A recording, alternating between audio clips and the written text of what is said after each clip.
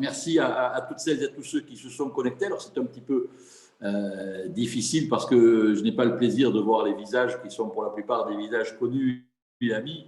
Mais permettez-moi tout d'abord de vous souhaiter à toutes et à tous, à chacune et à chacun, des vœux, de vous présenter des vœux de bonne et heureuse année 2021, même si, comme nous le disions à l'instant, et peut-être que nous avez-vous entendu avec le professeur Planier en aparté, qui n'était pas un aparté puisque tout le monde pouvait l'entendre, il est à craindre que les conditions sanitaires qui font que nous nous réunissons uniquement par vidéoconférence fassent que l'année 2020 se prolonge encore quelques semaines, voire quelques mois.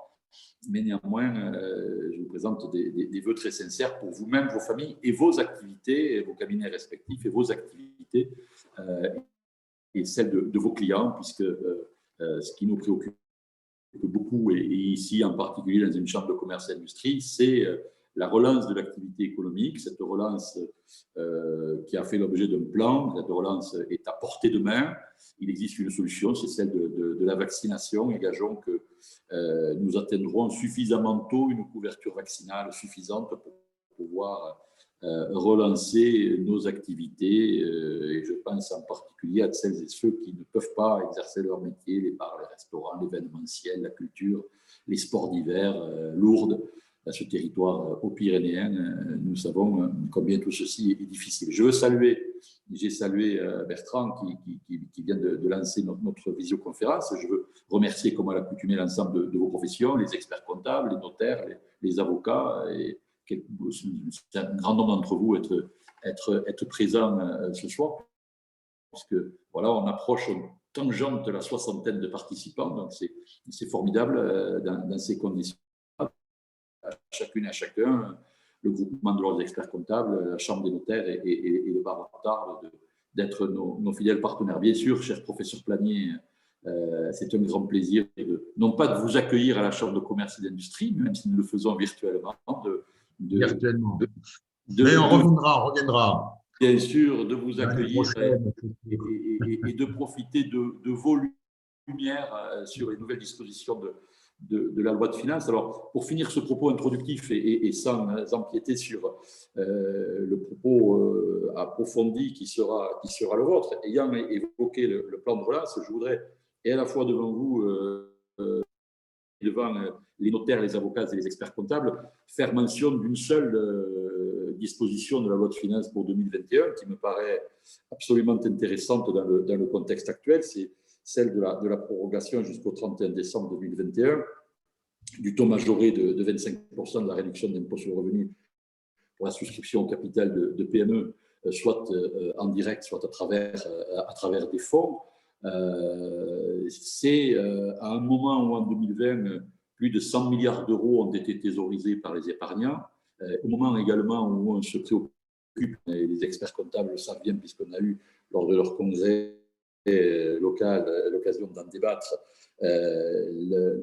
l'abondement des fonds propres de nos entreprises, le financement de la relance, le financement des entreprises, la consolidation des fonds propres sont des éléments extrêmement importants. Donc, l'investissement direct dans les entreprises et dans les PME en particulier est un outil important. La loi de finances pour 2021 maintient cette prorogation, ce taux majoré de 25%. C'est utile, soit en direct, soit à travers des fonds.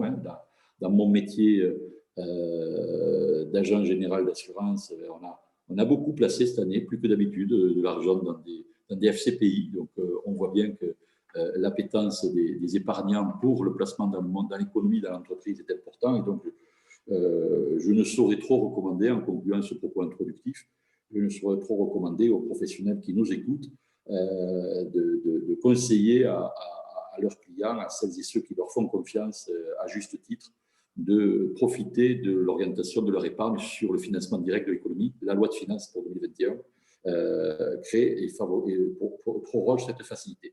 Voilà pour ce propos introductif. Et comme je vous le disais tout à l'heure, monsieur le professeur Planier, c'est toujours un bonheur de vous voir et de vous entendre, même si ce n'est qu'à travers un écran interposé. Oui, c'est avec grand plaisir. Mais comme il n'y a pas de cérémonie de vœux ce soir, je suis sagement dans mon bureau et je vais pouvoir profiter de l'intégralité de votre conférence.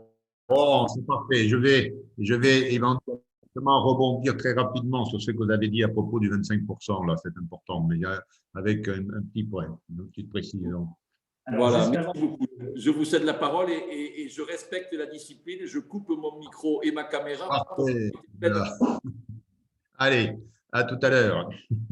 Voilà, merci François-Xavier. Juste avant de rentrer dans le vif du sujet, donc j'espère que vous m'entendez bien. Vous avez la possibilité de poser des questions via le chat et je me ferai le relais de vos questions directement auprès du professeur Panier dès que vous les avez mentionnées.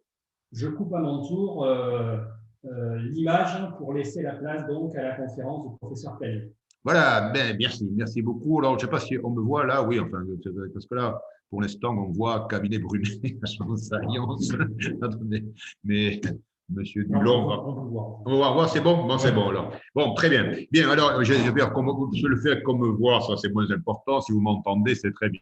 Donc, merci de m'accueillir. Non, et aussi, dans mon tour, mes meilleurs voeux pour la Bigorre et pour les Bigourdans. Mais comme je mes voeux aux Bigourdans, comme je le suis, je m'adresse aussi les voeux à moi-même. Alors, je vous propose donc de faire une synthèse des dispositions de la loi de finances avec, pendant une heure, un peu plus, peut-être une heure et quart.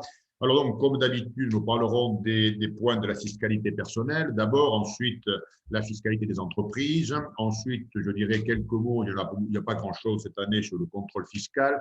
Et je terminerai par des taxes, notamment la taxe sur les véhicules, n'est-ce pas que les voitures, parce que là, il y a quand même pas mal de changements. Alors, sur la fiscalité personnelle, donc le calcul de l'impôt sur le revenu, puisque la fiscalité personnelle, cette année, il n'y a guère que l'impôt sur le revenu qui est concerné.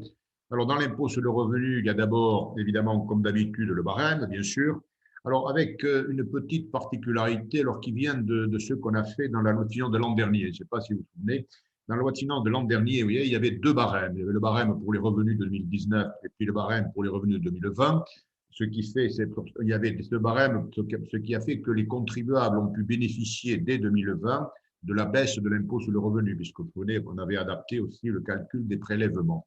Et donc, ce barème-là n'est pas modifié, c'est en particulier la baisse du taux de la première tranche, tout ça n'est pas modifié. La seule chose qui est faite, c'est qu'on indexe simplement les tranches du barème en fonction de la hausse des prix, c'est-à-dire de 0,2%. Donc voilà, pour ça, pour le barème, il n'y a pas de grandes choses. La deuxième chose pour le calcul de l'impôt sur le revenu, ce sont deux dispositions que je qualifierais comme ça à caractère familial, alors qui sont importantes parce qu'en pratique, ce sont des questions qu'on rencontre souvent. Alors, il s'agit de la question du régime des prestations compensatoires en cas de divorce et puis le régime de la contribution aux charges de famille en cas de séparation de fait. Alors ici, le Code général des impôts a dû être modifié suite à une décision du Conseil constitutionnel du mois de février dernier qui avait considéré que les dispositions du CGI étaient donc contraires à la Constitution. Alors donc, il y a deux choses. D'abord, la prestation compensatoire. Alors la prestation compensatoire en cas de divorce. Vous savez, en cas de divorce, le juge peut donc condamner l'un des deux conjoints à verser une prestation compensatoire à l'autre. Or, la prestation compensatoire, comme son nom l'indique d'ailleurs, c'est le versement qui doit compenser la perte de niveau de vie qui est suite au divorce. Alors, la prestation compensatoire peut être versée soit sous forme de capital, en une seule fois. Et alors, dans ce cas, si elle est versée une fois sur une période inférieure à 12 mois, le débiteur, celui qui verse la prestation, a droit à une réduction d'impôt. Ouais, mais la prestation compensatoire peut être versée aussi sous forme de rente. Et dans ce cas, du point de vue fiscal, on applique le régime des pensions alimentaires, c'est-à-dire déduction pour celui qui paie et imposition pour celui qui reçoit.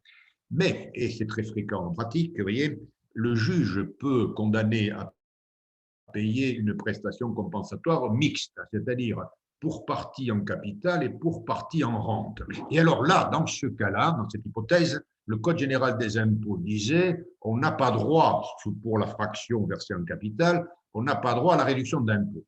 Et c'est ça que le Conseil constitutionnel est contraire à la Constitution, c'est-à-dire que dorénavant, donc, et encore une fois, c'est fréquent en pratique, lorsque le juge condamnera à payer une prestation compensatoire mixte, partie en capital et puis le reste en rente, pour la fraction versée en capital sur une durée donc inférieure aux 12 mois, ils auront droit à la réduction d'impôt. Ensuite, la deuxième question, qui était posée, c'était la contribution aux charges de famille en cas de séparation de fait. Vous voyez, il n'y a pas encore eu le jugement de divorce éventuellement, et donc il y a la séparation de fait. Dans le cas de la séparation de fait, il n'y a pas nécessairement encore le juge. Des fois, il y est, mais des fois, ce n'est pas absolument automatique. Et alors là, pour ces contributions aux charges du ménage versées par l'un des conjoints, le Code général des impôts jusqu'à présent disait qu'elles ne sont déductibles, ces sommes versées, que s'ils ont été ordonnés par une décision de justice. Autrement dit, si l'intéressé versait spontanément cette contribution, ce n'était pas déductible. Alors, c'est ça que le Conseil constitutionnel a déclaré Constitution. Et dès lors, dorénavant, les contributions aux charges de ménage en cas de séparation de fait, vous voyez, la contribution versée volontairement, spontanément, là, elle pourra ouvrir droit à déduction. Donc voilà, ça, ce sont les petites précisions caractère que je qualifierais de familiales. Ensuite, les réductions d'impôts. Les réductions d'impôts, et là, je vais, dans un premier temps, rebondir effectivement sur ce que vient de vous dire M. Brunet à propos de la réduction d'impôts pour souscription au capital de la PME. Alors, en effet, ici, je fais en 2 mots le point de la situation, et puis pour vous donner le régime actuel, n'est-ce pas? Donc, la loi des finances, il y a déjà 2 ans, avait indiqué que le taux de la réduction d'impôt passait de 18% à 25%, mais pour que cette augmentation puisse entrer en vigueur, il fallait l'autorisation de la Commission européenne. C'est ça le droit européen. Alors, je passe sur les péripéties, on a perdu beaucoup de temps, il y a eu des tergiversations. L'autorisation de la Commission est intervenue en juillet 2020, et par conséquent, l'entrée en vigueur de l'augmentation du taux, c'est-à-dire de 18 à 25, a été prévue par un décret, qui est un décret du 7 août 2020. Et ce décret du 7 août 2020 disait, donc le taux passe de 18 à 25, à condition que les versements soient effectués avant le 31 décembre 2020. Mais comme vous l'a dit M. Brunet, donc, la loi de finances prolonge cette durée en disant que les versements doivent être effectués avant le 31 décembre 2021. Sauf que, je voudrais rajouter une petite précision pour qu'il n'y ait pas de difficulté particulière. Pour que cette disposition entre en vigueur, c'est-à-dire la prolongation jusqu'au 31 décembre 2021, il faut l'autorisation de la Commission européenne, vous voyez. Et par conséquent, ça n'entrera en vigueur que lorsqu'on aura l'autorisation de la Commission européenne. Je pense qu'on l'aura rapidement, hein, mais il faut attendre cette autorisation. Je ne voudrais pas qu'un certain nombre d'entre vous tombent dans un pataquès, si j'ose dire, voyez-vous, parce qu'en l'état actuel du droit, tant que l'autorisation de la Commission n'est pas arrivée, c'est le taux de 18 qui s'applique. Alors, je pense qu'il arrivera, l'autorisation arrivera très rapidement, mais enfin, notez bien ça, regardez bien les nouvelles qui arriveront. Il faut l'autorisation de la Commission. L'autorisation de la Commission, la loi de finances, d'ailleurs, évidemment, le précise. Donc, pour cette réduction d'impôt, voilà cette petite précision. Alors ensuite, autre réduction d'impôt, le Pinel, vous savez, c'est-à-dire la réduction d'impôt pour investissement locatif. Alors là, dans ce cas du Pinel, voilà les points essentiels qui sont prévus. C'est un peu la suite aussi de la loi de finances de l'an dernier. Premier point dans le Pinel, c'est prolongé. Le régime, la réduction d'impôt est prolongé jusqu'au 31 décembre 2024, parce que normalement, ça aurait été maintenant. Mais, parce qu'il y a un mais, prolongé jusqu'en 2024, cependant, pour les années 2023 et 2024, il y aura une diminution de la réduction d'impôt, une diminution des taux. C'est-à-dire, je vais à l'essentiel, si vous voulez. Je vous rappelle quel est le mécanisme de cette réduction d'impôt. Il faut s'engager à louer le logement que l'on a acquis. Alors, les engagements de location, il y a deux hypothèses possibles, voyez-vous. Première hypothèse, on doit s'engager à louer pendant une durée de 6 ans, une durée initiale de 6 ans, et on peut demander deux prolongations de 3 ans, n'est-ce pas? C'est-à-dire, on s'engage pour 6 ans, première prolongation de 3 ans, ça fait 9 ans, deuxième prolongation de 3 ans, ça fait 12 ans. Deuxième hypothèse, on s'engage à louer initialement pour 9 ans, et on peut demander dans ce cas une prolongation de 3 ans, 9 ans, 3 ans, ça fait donc les 12 ans, et on se retrouve avec les 12 ans. Dans ce cas, en l'état actuel des textes, n'est-ce pas, pour celui qui va faire les 12 ans, qui fera la totale, je dirais dans les deux cas, il aura un total de réduction d'impôt de 21%. Pour vous donner une ordre de grandeur, en 2023, si rien ne change en taille du texte, le total de réduction d'impôt dans cette même hypothèse serait de 17,5 et en 2024 de 14. Vous voyez la baisse que ça représenterait. Et alors là, évidemment, on va mettre quelques pointillés. Il est possible qu'à partir de 2024, on remette en cause le Pinel, voyez-vous, parce que là, il y a un débat depuis longtemps avec ces réductions d'impôt, avec ce Pinel en particulier. Ce qu'il faut souligner, ça les professionnels le savent bien, il faut souligner que quand on acquiert un logement avec une réduction Pinel, on la paie en quelque sorte. Le logement est plus cher. Le logement est plus cher puisqu'on paie la réduction d'impôt en quelque sorte. Donc, vous voyez le paradoxe. Il faut faire baisser le prix des logements, a priori, bien sûr, pour des raisons évidentes sociales. Et donc, avec cette réduction d'impôt, ça encourage sans doute la construction. Oui, il y a à peu près un logement neuf, des logements nouveaux qui se font avec le Pinel, n'est-ce pas? Donc, ça encourage la construction, mais ça fait monter le prix des logements. C'est, comme le disent certains spécialistes, c'est de la cocaïne fiscale. Vous voyez, ça vous booste. Seulement, le problème de la cocaïne, paraît-il, je n'en parle pas par expérience personnelle, le problème de la cocaïne, c'est que quand vous la supprimez, alors là, il paraît que ça tombe, on tombe très bas. Et donc, vous voyez, le dilemme ici de l'État, c'est ça. Est-ce qu'on maintient le Pinel ou est-ce qu'on le prolonge? Vous voyez, tout ça. Donc, pour le Pinel, voilà les points qui sont essentiels. Et ensuite, la loi de finances confirme également ce qui avait été déjà envisagé l'an dernier, c'est que le Pinel ne pourra s'appliquer que si on acquiert ou on construit un logement dans un immeuble collectif, n'est-ce pas? On ne peut plus avoir de Pinel pour une maison individuelle, par exemple, mais ça, ce n'est pas rétroactif, c'est à partir du 1er janvier 2021. Donc, voilà pour l'essentiel de ces réductions d'impôts, le Pinel. Ensuite, maintenant, abordons, toujours pour le calcul de l'impôt sur le revenu, les crédits d'impôt. Alors, les crédits d'impôt, il y a essentiellement les crédits d'impôt relatifs à l'habitation principale. Alors, il y en a deux, n'est-ce pas? Alors, commençons par celui qui est le plus simple, qui ne pose aucun problème. C'est le crédit d'impôt qui est prévu lorsqu'on fait dans son habitation principale des travaux destinés à adapter l'habitation principale aux besoins des personnes âgées ou des personnes handicapées. Donc, celui-là ne pose pas de problème, il est prorogé purement et simplement. Donc là, prolongé, il n'y a pas de problème particulier. C'est le second qui est un peu plus délicat. Le second crédit d'impôt, c'est le crédit d'impôt pour la transition énergétique. Alors, ce crédit d'impôt pour la transition énergétique, là, cette année, il est profondément modifié, puisqu'il est même supprimé. C'est-à-dire, le crédit d'impôt pour la transition énergétique, en tant que tel, est donc supprimé. Il est supprimé, il n'est pas renouvelé, et il est remplacé par le versement d'une prime de transition énergétique, n'est-ce pas? Alors, cette prime de transition énergétique qui sera versée lorsqu'on fera ces travaux destinés à économiser l'énergie, cette prime sera versée par un organisme qui s'appelle l'Agence nationale pour l'amélioration de l'habitat, et cette prime sera versée de manière contemporaine, c'est-à-dire après l'exécution des travaux. Vous voyez, ce qu'on peut souligner à ce propos, c'est que le système de versement de la prime est un système plus favorable que le crédit d'impôt. Parce que le crédit d'impôt, on l'a lorsque l'impôt a été mis en recouvrement, faites les travaux, là, le crédit d'impôt, puis il faut attendre que l'impôt soit mis en recouvrement pour bénéficier de cette baisse de l'impôt. Donc, le versement de la prime est évidemment plus favorable.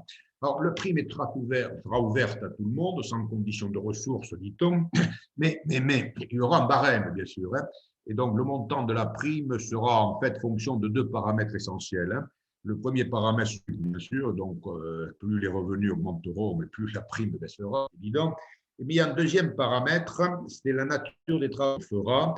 C'est-à-dire, plus les travaux seront considérés comme économisant l'énergie, n'est-ce pas, efficaces pour l'économie d'énergie, et plus la prime sera élevée. Donc, à partir de maintenant, plus de crédit d'impôt, mais versement de cette prime. Sauf que on crée tout de même un nouveau crédit d'impôt, alors pour un cas un peu particulier, le crédit d'impôt pour l'acquisition et la pose de systèmes de recharge de véhicules électriques. En effet, dans ce cas, oui, je reviens un bref instant en arrière, l'Agence nationale de l'amélioration de l'habitat qui est chargée de verser cette prime n'est pas compétente pour verser la prime pour les véhicules électriques, puisqu'elle s'occupe de l'habitat. Et donc, la loi a créé ce nouveau crédit d'impôt Alors, en deux mots d'ailleurs, hein, je le précise, il est très large ce crédit d'impôt. Alors, ce crédit d'impôt s'appliquera lorsqu'on installera ces systèmes de recharge de véhicules électriques dans son habitation principale, qu'on soit locataire ou qu'on soit propriétaire d'ailleurs, mais aussi dans sa résidence secondaire, avec une limite d'une seule résidence secondaire. Dans ce cas, n'est-ce pas, le crédit d'impôt pourra s'appliquer. Pour un célibataire, il y aura un crédit d'impôt, mais pour les personnes soumises à imposition commune, par exemple, il y en aura deux. C'est-à-dire que chacun des deux conjoints peut installer son système et il y aura donc un crédit d'impôt pour chacun d'entre eux. Et comme ça peut jouer et sur la principale et sur la résidence secondaire, oui, au maximum, il peut en avoir quatre. Hein. S'ils sont mariés, il y en a deux dans les résidences principales, deux dans la résidence secondaire. Alors, le montant du crédit d'impôt est limité, quand même, c'est 75% de la dépense, mais c'est limité à 300 €. Autrement dit, si je reprends l'hypothèse la plus favorable, vous voyez, un couple marié qui a une résidence secondaire, ils mettent deux systèmes de recharge à la résidence principale, deux systèmes à la résidence secondaire, ça leur fera 1 200 € de crédit d'impôt. C'est pas mal, vous voyez, c'est quand même pas mal. Alors, comme d'habitude, dans ces cas-là, il faudra justifier du montant de la dépense, il va falloir avoir les factures, bien sûr. Donc, ça, on prend les dispositions habituelles. Je voudrais rajouter un autre point, n'est-ce pas, dans cette loi de finances. Il y a des dispositions transitoires qui ont été un tout petit peu élargies, vous voyez, c'est-à-dire des dispositions qui permettent, le cas échéant, pour des dépenses payées en 2020, de bénéficier du crédit d'impôt de 2019. Alors, pourquoi bénéficier du crédit d'impôt de 2019? Parce qu'il était plus favorable que celui de 2020. Alors, pour bénéficier de ces dispositions transitoires, donc pour les dépenses qui sont payées qui ont été payées en 2020, il faut avoir versé des acomptes ou accepté un devis entre le 1er janvier 2018 et le 31 décembre 2019. Mais on pourra encore, en 2021, pour les dépenses payées en 2021, bénéficier du crédit d'impôt de 2020 si, entre le 1er 2019 et le 31 décembre 2020, on a accepté le devis et on a versé des acomptes.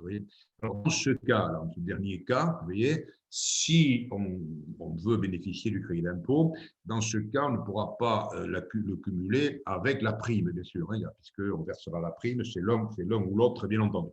Donc voilà, ça c'est une évolution assez profonde, bien sûr, pour le calcul de l'impôt sur le revenu. Donc, pour le calcul de l'impôt sur le revenu, voilà donc l'essentiel.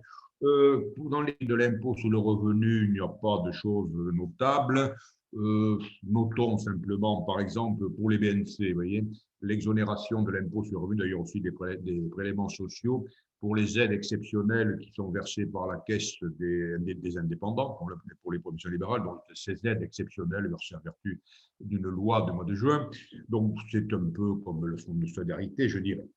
Ensuite, je voudrais simplement terminer avec la fiscalité personnelle, évoquer un dispositif qui n'est pas proprement parlé fiscal, mais qui est important, je crois, c'est le prêt à taux zéro.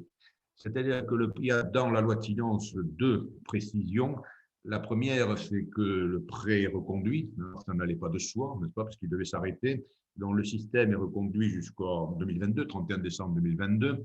Et la deuxième disposition, c'est qu'on modifie un tout petit peu la prise en considération des revenus du foyer. Vous voyez, c'est-à-dire que jusqu'à présent, pour la prise en considération des revenus du foyer qui conditionne le prêt à taux zéro, on prenait en compte les revenus de l'année N-2. Et donc, dorénavant, à partir du 1er janvier 2000, justement, on prendra en compte les revenus de l'année de l'offre du prêt, ce qui est évidemment plus logique. Donc, pour la fiscalité personnelle, voilà les points qui sont les points essentiels. Alors, passons maintenant, parce que ça c'est plus long, bien sûr, à la fiscalité des entreprises. Alors, dans la fiscalité des entreprises, pardon, allez-y, oui, pardon, une question, M.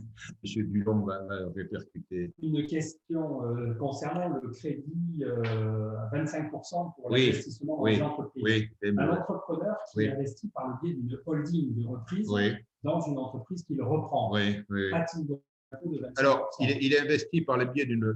Il est il y a une holding et c'est la holding qui va souscrire. C'est la holding qui va souscrire. Oui, a priori, simplement, il faut que la holding est une PME, enfin que la société soit une PME et qu'elle ait une activité opérationnelle. Bref, a priori, il n'y a pas de problème. Pas de problème. Bien, donc, si on part de la fiscalité, on peut là, déjà à la limite de la fiscalité des entreprises. Alors, dans la fiscalité des entreprises, je calque d'abord la fiscalité des résultats, l'imposition des résultats. Ensuite, on parlera de la TVA. Aussi quelques mots des droits d'enregistrement, des impôts locaux, puis on terminera par une petite observation sur la nouveauté concernant les organismes agréés. Alors, d'abord, dans l'imposition des résultats. L'imposition des résultats, c'est-à-dire les BICIS. Et donc, il y a d'abord le champ d'application. Dans le champ d'application, notons simplement que des mesures, les régimes de faveur sont reconduits. Alors, en particulier, tous les régimes liés à la localisation, à l'aménagement du territoire. Vous savez, les zones franches urbaines, les zones de revitalisation rurale. Donc, tous ces régimes-là qui venaient à expiration au 31 décembre 2020 sont reconduits et sont reconduits pour une période de 2 ans. Voilà. Ensuite, il y a des dispositions concernant le calcul du résultat. Et dans ce calcul du résultat, je vous propose de distinguer 3 séries d'hypothèses, et puis on verra une hypothèse complémentaire, 3 séries de points. D'abord, le calcul du résultat de droit commun, le bénéfice, ensuite le calcul des plus-values, ensuite les crédits d'impôt prévus pour les BICIS, et puis le taux de l'IS, en particulier le taux de 15%, le taux réduit de 15%. Commençons par le calcul du résultat, le résultat de droit commun. Et alors, ce qu'il faut bien voir, je rebondis un instant sur les propos de M. Brunet, les propos introductifs, vous voyez, où il y a la crise sanitaire, c'est évident. Et cette crise sanitaire il faut, pour faire face à la crise sanitaire, prendre des mesures d'urgence, parce qu'il y a des fois d'urgence, mais il faut préparer l'avenir aussi, c'est-à-dire il faut remettre l'économie en marche, parce qu'en effet, nous avons quand même des dettes qui s'accumulent. Alors, soyons réalistes, sinon un peu, c'est pas nous qui les rembourserons, c'est sans doute nos enfants, mais quand même. Donc, pour rembourser la dette, il y a une seule solution, vous savez, il n'y a pas 36 000 solutions. Il nous faut de la croissance. Il faut de la croissance, et la croissance, ça passe par les entreprises. Et donc, dans le calcul du résultat, vous voyez, il y a ça, il y a ces mesures d'urgence et puis les mesures d'avenir, en quelque sorte. Alors, faisons le point rapidement de ces mesures-là en distinguant ceci. Vous voyez. Alors, première mesure, là encore, je rebondis sur ce qu'a dit M. Brunet, les fonds propres, et il faut développer les fonds propres des entreprises, bien entendu. Alors, mesure concernant la réévaluation des actifs. Évidemment, si on réévalue les actifs, ça améliore la situation comptable de l'entreprise. Tellement, voilà, les réévaluations d'actifs du point de vue fiscal, a priori, c'est très pénalisant parce que l'écart de réévaluation constitue un profit imposable. C'est la raison pour laquelle, bien sûr, on ne fait pas beaucoup de réévaluation d'actifs. Alors, pour favoriser ce genre d'opération, qui peut être évidemment très intéressant pour les entreprises dans les difficultés actuelles, la loi de finances prévoit des modalités de neutralisation, alors au moins partielle, si vous voulez, des conséquences fiscales de cette réévaluation. Alors, le système sera le suivant. D'abord, dans quelles circonstances il s'appliquera, dans quelles conditions. Il s'agit des réévaluations d'ensemble des éléments corporels et financiers. Autrement dit, l'incorporel n'y est pas. Notez dans le texte le mot que je disais, les réévaluations d'ensemble. Autrement dit, pour ces IMO corporels et financières, voyez-vous, on ne pourra pas faire un choix en quelque sorte. Je réévalue ça et pas ça, celui-là et pas celui-là. Il faut faire le tout, d'ensemble, puisque le texte parle d'ensemble. Et alors, à partir de là, n'est-ce pas, pour la neutralisation partielle, je dirais, des conséquences fiscales, il y aura ceci, on distingue les réévaluations des IMO non amortissables et les réévaluations de l'amortissable. Pour le non amortissable, on va prévoir un système de report d'imposition, vous voyez. C'est-à-dire que dans ce cas, l'écart de réévaluation n'est pas immédiatement imposable, sous réserve que l'entreprise s'engage, en cas de cession du bien, à calculer la plus-value à partir de la valeur non réévaluée, vous voyez. Et alors, du coup, compte tenu de ceci, il y a une conséquence pour le calcul des provisions déductibles. Dès lors, vous voyez que l'écart de réévaluation n'est pas immédiatement imposé. Les provisions doivent être calculées sur la valeur non réévaluée. Ça, c'est pour le non amortissable. Pour l'amortissable, pour l'écart de réévaluation sur les éléments amortissables, alors dans ce cas, l'écart de réévaluation sera imposable et imposé, mais il y aura un étalement de l'imposition. C'est-à-dire qu'on va étaler pour les constructions sur une durée de 15 ans et pour les autres immobilisations sur une durée de 5 ans. Donc, c'est imposé là-dessus, vous voyez, étalé, mais imposé.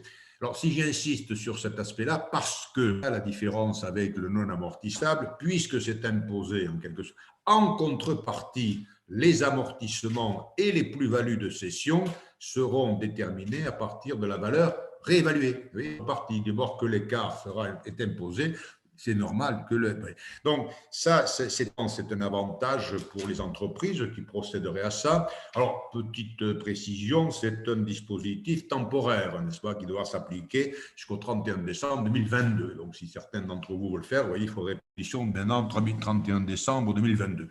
Alors, dans ce cas, vous verrez, il y aura des obligations déclaratives. Il faudra faire des déclarations de telle sorte que l'administration puisse bien vérifier, vous voyez, qu'on poursuit bien l'étalement en particulier. Oui. Donc ça, c'est une des mesures pour favoriser un peu l'avenir, les fonds propres. Les mesures d'urgence, les mesures d'urgence, c'est d'abord l'abandon des loyers. Alors, l'abandon des loyers, évidemment, ce n'est pas à vous que j'apprendrai que là, dans cette période particulièrement difficile, le paiement des loyers est évidemment une charge qui peut être lourde. Alors ici, un mot simplement, il faut rappeler que le régime d'abandon des loyers a été réglé par une loi de finances rectificative du mois d'avril dernier. Et donc, le mois d'avril dernier, je vous rappelle à très, très large trait ce qu'il y avait, parce que là, dans la loi de finances, tout simplement, donc, il y avait ceci, n'est-ce pas? L'abandon du loyer. Alors, il faut distinguer deux cas essentiellement. Premier cas est soumis au revenu foncier, un particulier par exemple, et le deuxième cas, évidemment, le bailleur est soumis au régime des entreprises. Premier cas, donc, le revenu foncier. Si cette personne physique donc abandonne ce loyer, cet abandon ne générera pas un revenu imposable. Alors, vous direz, ça paraît logique, puisqu'il l'abandonne. Petit détail qui n'en est pas un, n'est-ce pas? Quand une personne physique, revenu foncier, abandonne le loyer, l'administration, dans ses commentaires, dit il est imposable sur le montant du loyer qu'il aurait dû encaisser. Donc, le fait de dire dans la loi que ça ne génère pas un revenu imposable, oui, que c'était important, il fallait le dire.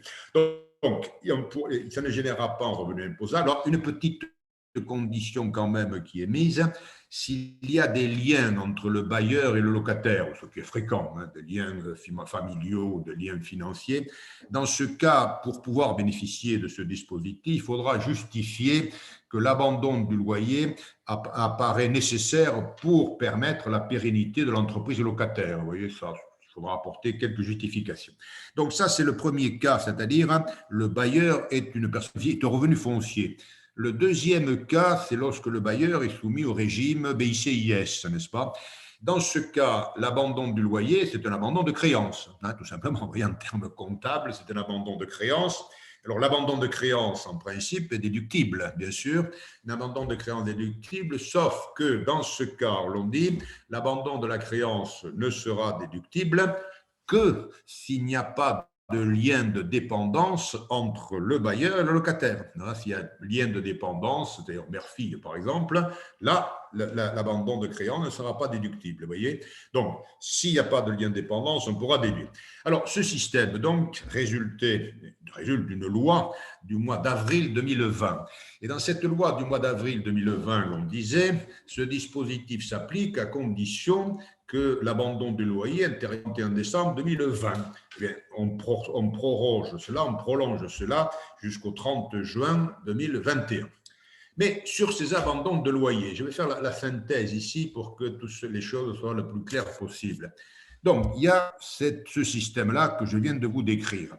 Mais la loi de finances pour 2021 ajoute une autre disposition, c'est-à-dire la création d'un crédit d'impôt pour l'abandon du loyer. Vous voyez, mais les deux sont compatibles, parce que vous allez voir, je vais vous dire un mot de ces crédits d'impôt et qui n'a pas du tout le même champ d'application. Donc, on peut avoir les deux, n'est-ce pas? Alors, le crédit d'impôt en question, je vous dis en 2 mots comment il fonctionnera. C'est un crédit d'impôt de 50% qui s'appliquera sur les abandons de loyers, des loyers qui sont échus au titre du mois de novembre 2020. Vous voyez, c'est précis. Donc, 50% pour ces loyers échus au titre du mois de novembre de 2020. Alors, sous certaines conditions tout de même, les conditions essentielles, ce sont les suivantes. Il faut que le locataire soit affecté par la crise sanitaire. C'est-à-dire, quand je dis affecté, on fait référence au décret, vous savez, de 2020 qui a obligé à fermer. Alors, donc là, vous voyez à peu près quels sont les secteurs d'activité concernés, la culture, les bars, tout ça, les restaurants qui sont affectés par cela. Et donc, c'est dans ce cas-là qu'on pourra... La deuxième condition, alors qui sera facile à remplir d'ailleurs, c'est que le locataire doit avoir moins de 5000 salariés. Là, quand même, ça assez large comme système. L'autre condition, c'est que l'entreprise, la locataire, ne soit pas une entreprise en difficulté au 31 décembre 2019. Oui, un mot de commentaire à ce propos. Oui. Si l'entreprise était en difficulté au 31 décembre 2019, alors en difficulté au sens du droit européen, c'est-à-dire en fait, alors l'essentiel, elle était en redressement judiciaire. Dans ce cas, si elle était en redressement, pour aller à l'essentiel, au 31 décembre 2019, ce n'est pas la crise sanitaire qui en est la cause. Vous voyez, et dans ce cas, il n'y a pas de raison, a priori, de lui appliquer les mesures de faveur liées à la crise sanitaire. Vous voyez, c'est assez. Enfin, la quatrième condition, qui est assez évidente, l'entreprise locataire ne doit pas être en liquidation judiciaire au 1er mars 2020. Donc, si ces conditions sont remplies, on a droit à ce crédit d'impôt, donc, vous voyez, qui n'est pas si mal, crédit d'impôt des 50%, donc pour les loyers qui sont échus au titre du mois de novembre 2020.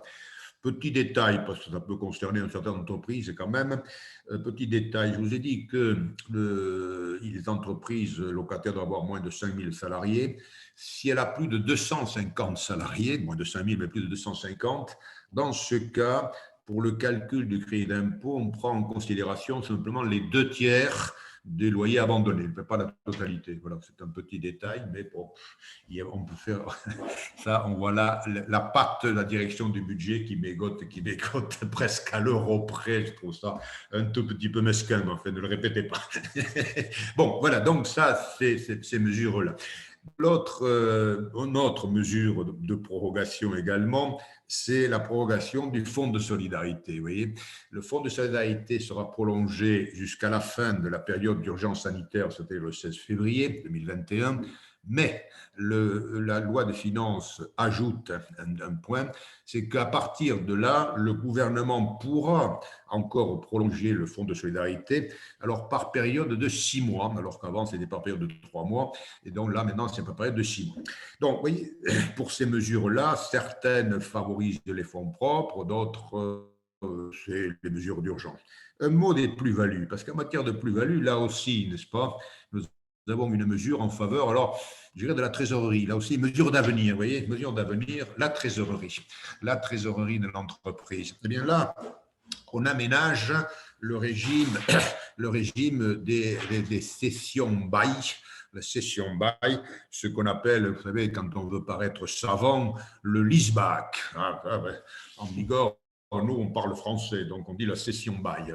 À Paris, on dit le leaseback. Bon, je vous résume en 2 mots ce que c'est. C'est une opération qui est intéressante. C'est une entreprise qui vend un immeuble à une société de crédit-bail. Et la société de crédit-bail lui consent immédiatement un contrat de crédit-bail. Autrement dit, la société a la trésorerie puisqu'elle a vendu l'immeuble à la société de crédit-bail, mais elle continue à utiliser son immeuble puisque la société du crédit-bail lui consent immédiatement un contrat de crédit-bail. Voyez-vous ? Donc, c'est un point intéressant. Ça permet à l'entreprise qui vend d'avoir la trésorerie, d'avoir le prix de vente. Vous voyez, c'est quelque chose qui est intéressant. Alors, le problème problème fiscal, vous voyez, parce que quand elle vend l'entreprise à la société de crédit bail, elle peut faire une plus-value. Et la plus-value, évidemment, est imposable. Et donc, ça limite l'intérêt. C'est la raison pour laquelle on a pris la loi de finances prend une mesure pour atténuer un tout petit peu cet inconvénient en prévoyant en fait un étalement de l'imposition de la plus-value.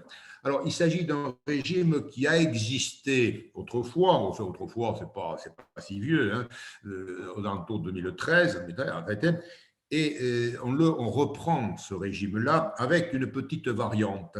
C'est la raison pour laquelle je me permets d'y insister. Vous allez voir le petit complément. Si vous aviez déjà appliqué cette mesure, parce qu'elle n'est pas vieille, encore une fois, ce n'est pas Vercingétorix, c'était en 2012-2013, donc attention à la variante. Alors, le principe, c'est que l'imposition de cette plus-value, n'est-ce pas, de la vente par l'entreprise à la société de crédit bail, l'imposition de la plus-value est étalée sur la durée du contrat de crédit bail. Je vous rappelle que la société de crédit bail lui consent immédiatement un crédit bail. Donc, on étale l'imposition sur la durée du contrat de crédit bail avec une 15 ans.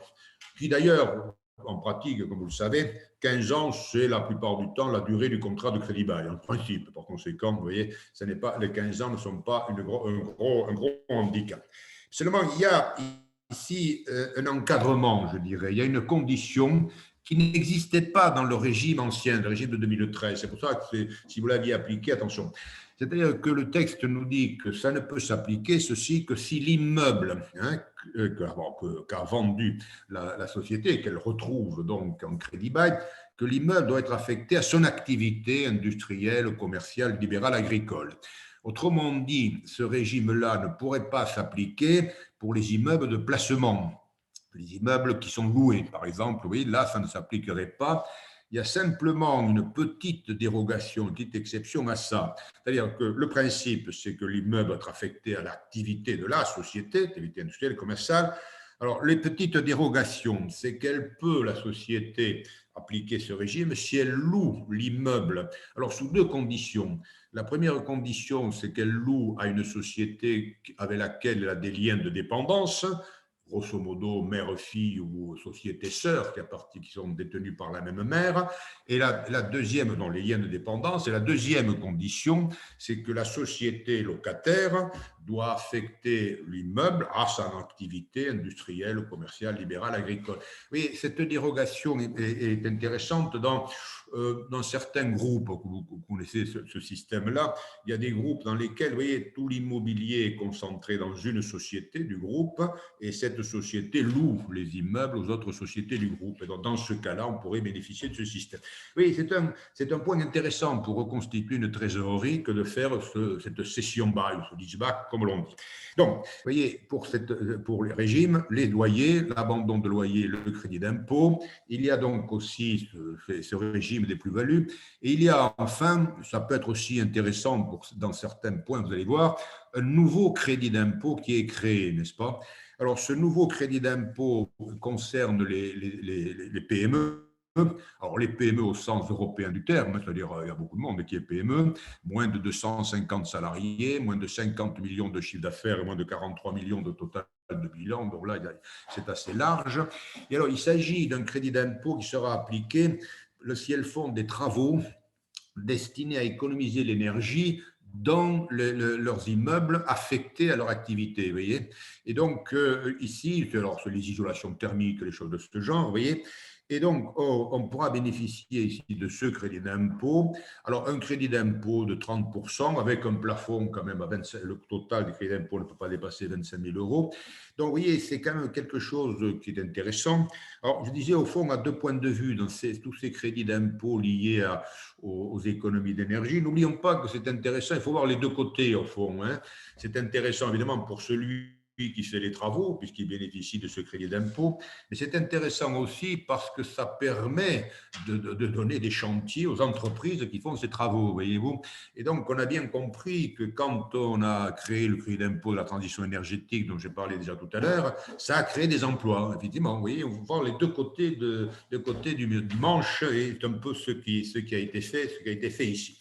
vous voyez, pour l'imposition des résultats, vous voyez, ces mesures-là, des mesures d'urgence, mais aussi des mesures qui sont destinées à préparer l'avenir. Et on verra d'autres exemples dans quelques instants.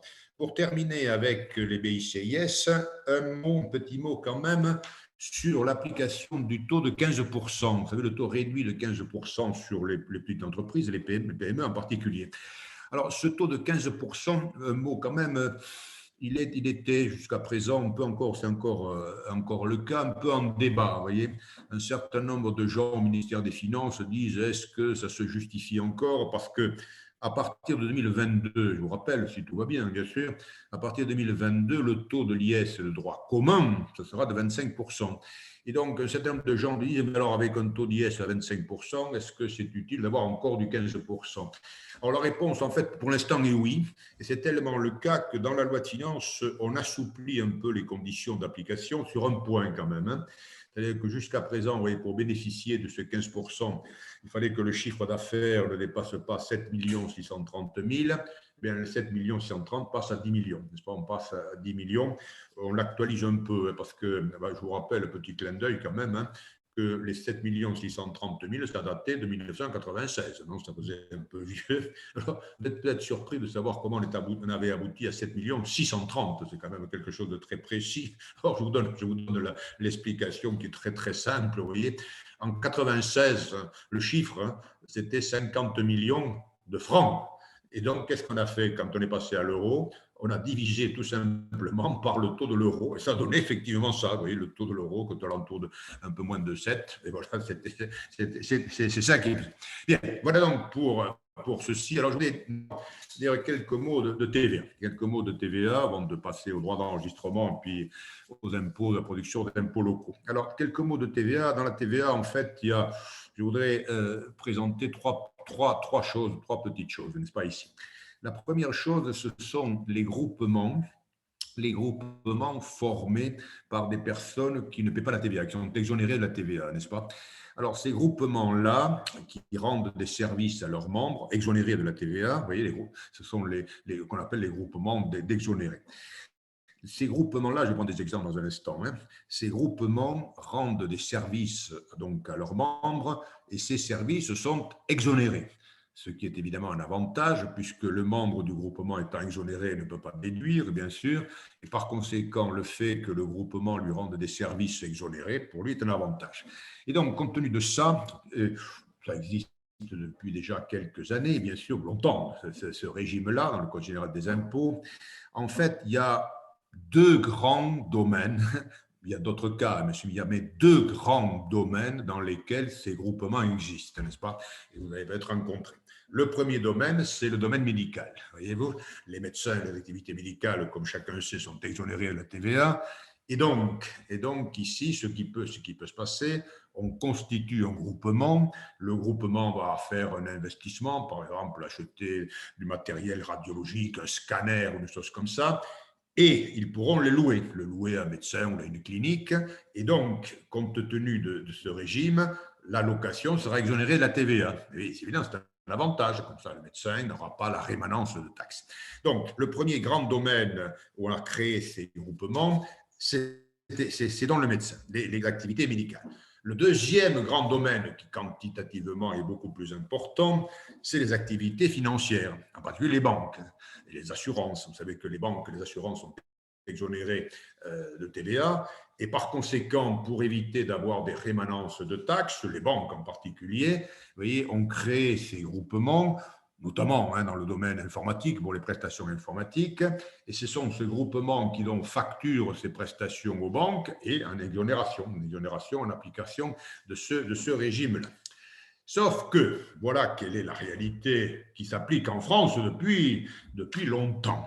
Sauf que là, on vient de s'apercevoir, enfin, on fait semblant, ça ne t'aperçu avant, on vient de s'apercevoir que ça, c'est contraire au droit communautaire. Parce dans le droit communautaire, dans la directive européenne, c'est prévu l'exonération des services rendus par les groupements, mais uniquement si les membres du groupement ont une activité d'intérêt général. Et qu'est-ce qu'une activité d'intérêt général? Vous voyez, alors, dans l'activité d'intérêt général, il y a notamment les activités médicales. Par conséquent, l'ISPI, on modifie le Code général des impôts en disant l'exonération de ces prestations de services réalisées par les groupements se fera à condition que les membres aient une activité d'intérêt général. Quelle est l'activité d'intérêt général? Il y a deux domaines, deux blocs. Il y a d'abord les activités libérales exonérées, et c'est là qu'on retrouve les médecins, on peut retrouver aussi la formation. Et puis, il y a le deuxième bloc, ce sont les organismes qui ont un but d'intérêt général, d'activité générale, des associations, des choses de ce genre. Et donc, ce n'est que dans ce cas que l'exonération de ces prestations de services peut s'appliquer. En d'autres termes, revenons un instant en arrière à ce que je vous disais. En France, depuis des lustres, nous avons deux grosses catégories de groupements. Les groupements d'activité médicale. Cela, c'est bon, puisque c'est une activité d'intérêt général, ça peut continuer. En revanche, pas pour les banques et les assurances qui ne sont pas considérées comme des activités d'intérêt général. Donc, les groupements de banques et éventuellement d'assurances devront s'adapter, c'est-à-dire qu'ils ne pourront plus bénéficier de cette exonération. Alors, ils vont s'adapter, je vous le dis tout de suite, je ne vais pas laisser planer un suspense insoutenable parce qu'il y a une autre disposition dans la loi de finances. Ce nouveau régime des groupements s'appliquera à partir du 1er janvier 2023. Autrement dit, vous voyez, on leur laisse 2 ans pour s'adapter, c'est pour les groupements de banques. Alors, qu'est-ce qu'il faut? Les banques et éventuellement les assurances, eh bien, pour eux, on a prévu, la loi prévoit un régime, pour eux comme pour d'autres, n'est-ce pas? Mais c'est eux qui seront les principaux intéressés. C'est un régime de groupe en matière de TVA. Régime de groupe avec un régime dit d'assujetti unique. Un mot simplement, vous voyez, de ceci. Ce groupe-là sera constitué par des sociétés, des entreprises qui doivent être liées entre elles par 3 séries de liens. Les liens financiers, c'est-à-dire avoir la majorité du capital, en fait, les liens économiques, c'est-à-dire avoir des activités identiques ou des activités qui sont complémentaires, et puis des liens dits organisationnels, c'est-à-dire essentiellement qui ont une direction commune. Dans ce cas, ils pourront opter, ces sociétés, pour le régime de groupe avec le système de l'assujetti unique. C'est-à-dire qu'il y aura donc le groupe, comme ceci, qui remplit ces conditions. Il y aura une tête de groupe, en quelque sorte, qui s'appelle le représentant. Et c'est ce représentant qui fera les formalités CA3, les déclarations, etc. Le régime de TVA, et c'est pour ça que les banques et les assurances seront intéressées par cela, ce régime, je le résume, ce sera le suivant, n'est-ce pas? Pour les opérations que le groupe, que les entreprises feront avec les tiers, on appliquera la TVA de droit commun, les règles de droit commun. En revanche, les membres du groupe ne seront plus des assujettis. Les membres du groupe deviennent des secteurs distincts d'activité. Vous savez que ça existe, le régime des secteurs distincts. Et donc, les membres du groupe ne seront plus assujettis. Et par conséquent, les opérations internes au groupe seront hors champ, puisqu'elles seront faites entre personnes qui ne sont pas considérées comme des assujettis. C'est ça qui permettra notamment aux banques ou aux compagnies d'assurance de rebondir un tout petit peu. Alors, je précise d'ailleurs à cet égard qu'on a des exemples déjà, parce que nous, en France, on n'avait pas ce régime, mais il existait dans d'autres pays européens. Et donc, on a déjà ces exemples. Et on voit bien que c'est beaucoup les banques et les assurances qui ont utilisé ce système. Alors, ce nouveau système, encore une fois, qui pourra s'appliquer à d'autres, mais enfin, c'est fait essentiellement pour les banques, et si tant est qu'on ait besoin de le dire, les modalités d'entrée en vigueur sont tout à fait révélatrices. Je vous l'ai dit tout à l'heure, pour les groupements, le nouveau régime 1er janvier 2023, et à partir de là, les banques ne pourront plus bénéficier du régime des groupements. Le régime de groupe rentre en vigueur 1er janvier 2023. Vous voyez, CQFD. C'est fait, c'est pas fait que pour eux, n'est-ce pas, mais c'est fait essentiellement pour eux. J'ajoute un petit détail anecdotique comme ça. Enfin, oui, c'est un régime, je vous dis, qui existe dans beaucoup de pays européens. Alors, l'Allemagne en particulier. Alors, comme on discutait à un moment donné de savoir si on l'introduisait en France, on a fini par l'introduire. J'en avais parlé avec un fiscaliste allemand, n'est-ce pas? Enfin, comment ça marche chez vous? Comment c'est bon? Et ce fiscaliste allemand m'a dit, surtout ne le faites pas, parce que c'est d'une complexité dantesque. Alors, je ne sais pas, on verra si l'allemand a raison, mais c'est vrai que ça risque être un peu compliqué. Mais enfin, ça, on verra. Ensuite, pour la TVA, un dernier point, alors qui est la suite de ce qu'on avait vu l'an dernier dans la loi de finances, parce que les choses se précisent, c'est la facturation électronique. Alors, vous savez que l'an dernier, dans la loi de finances, on avait posé le principe de l'instauration de la facturation électronique. Alors, ça, les choses se précisent. C'est-à-dire que la loi de finances de cette année nous dit que la mise en œuvre de la facturation électronique se fera par voie d'ordonnance, c'est-à-dire que ça sera plus rapide, ça sera plus rapide, les gouvernements pourront le faire de manière plus rapide. Et donc là, maintenant, on a le calendrier, et puis on a quelques éléments peut-être de l'application de la facturation électronique. Alors, les éléments de facture qui seront, on a quelques éléments parce que la facturation électronique, le système en fait existe déjà, mais dans un domaine bien précis, c'est-à-dire les marchés publics. Quand on a un marché public, normalement, on applique la facturation électronique et donc, on a déjà une première petite expérience de ce qu'est la facturation électronique. Alors, je résume en 2 mots ce que ce sera techniquement, mais enfin, là, on attend les ordonnances pour avoir les détails, mais enfin, techniquement, vous voyez, il y aura dans la facturation électronique, il y a d'abord, première chose, la transmission des factures. C'est-à-dire, vous avez une société qui fait une facture à l'égard d'une autre société, notre entreprise. La transmission électronique se fera par l'intermédiaire de plateformes. Alors, il y aura plateforme privée agréée ou plateforme publique, voyez-vous. Donc, on va transmettre la facture électronique à l'autre société par l'intermédiaire de cette plateforme. Et la plateforme, notamment la plateforme publique, donnera les informations sur la facture à l'administration fiscale, la transmettra à l'administration fiscale. De telle sorte que, voilà, on anticipe un peu sur ce qu'on fera dans quelques années, vous voyez, puisque la plateforme publique donnera ces informations à l'administration fiscale, il faudra que la facture ait un certain format, si vous voulez. C'est-à-dire, très concrètement, il faudra transformer une facture, par exemple, format PDF, il faudra la transformer en ce format-là, c'est-à-dire qui comportera uniquement les informations qui sont destinées à l'administration fiscale. Car ainsi, vous voyez, on préservera quand même la confidentialité, parce qu'après tout, dans les factures, il peut y avoir des mentions qui, a priori, n'intéressent pas l'administration fiscale, vous voyez. Donc, il y aura un format, il faudra transformer, mais c'est facile, puisqu'on l'a déjà avec les marchés publics, je l'ai vu, même moi, je suis arrivé, c'est dire si c'est facile. Donc, ça, c'est la transmission de la facture électronique, et puis il y a un deuxième volet, sont des données, d'autres données, ce qu'on appelle, quand on veut paraître savant, l'e-revolving. Ça, c'est très bon, l'e-revolving, si vous arrivez à le placer. Alors, la transmission des données, ça sera notamment la transmission d'éléments qui ne sont pas dans la facture, mais qui sont importants, c'est-à-dire en particulier la transmission du paiement, moyen de paiement. Vous voyez, on a envoyé la facture, et lorsque le destinataire de la facture paye, il devra donc adresser ces données par l'intermédiaire toujours de la plateforme, qui transmettra la donnée à l'administration fiscale. Par ce biais-là, vous voyez, on résout un problème, on résout une question qui s'était posée, peut-être on vous l'a posée ici, on me l'avait souvent posée aussi. Quid, me dit-on, des personnes qui paient la TVA sur les encaissements? Comment on concilie la facturation électronique avec ça? Ben voilà comment on le concilie, c'est-à-dire que le destinataire de la facture enverra les données. Et donc, du coup, voyez-vous, on a le calendrier maintenant, le calendrier qui se précise, vous voyez, ça arrive. Alors, voilà le calendrier en 2 mots. En 2023, toutes les entreprises, quelle que soit leur taille, devront être en mesure de recevoir des factures électroniques. En revanche, pour l'émission des factures électroniques, là, c'est échelonné. En 2023, c'est fait pour les grandes entreprises. Il faudra préciser ce qu'est une grande entreprise, d'ailleurs.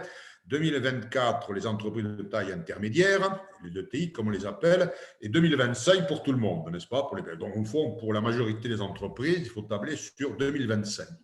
Et ensuite, il y aura une autre étape, la date est encore un peu indéterminée pour des raisons techniques d'ailleurs. L'autre étape, vous voyez, dès lors que l'administration fiscale recevra tous ces renseignements, on pourra procéder à la CA3, aux déclarations pré-remplies. Oui, c'est puisqu'elle a toutes les informations, la facture, les données, notamment les encaissements, on pourra faire le CA3 pré-rempli. Alors, ça changera nos habitudes, évidemment, l'habitude des entreprises aussi, bien sûr. Honnêtement, je pense que c'est assez facile. Mais non, l'objectif, il est clair, hein, il est clair ici, tout à fait clair. Il s'agit de lutter contre la fraude TVA. Alors, avec le système, donc, les factures électroniques, la fraude sera peut-être encore possible, mais ça sera plus difficile. Maintenant, là, vous voyez, ça laissera être. Donc ça, c'est un point important pour la suite. Pour la suite. Alors, quelques mots sur les droits d'enregistrement. Matière de... Sur la facture électronique. C'est un enjeu très important pour les entreprises, donc pour les entrepreneurs qui nous écoutent. Vous avez le calendrier, ouais. C'est extrêmement important de s'y préparer dès maintenant. Et c'est très important également pour tous les experts comptables, donc là je m'adresse à mes confrères, d'anticiper ces échéances.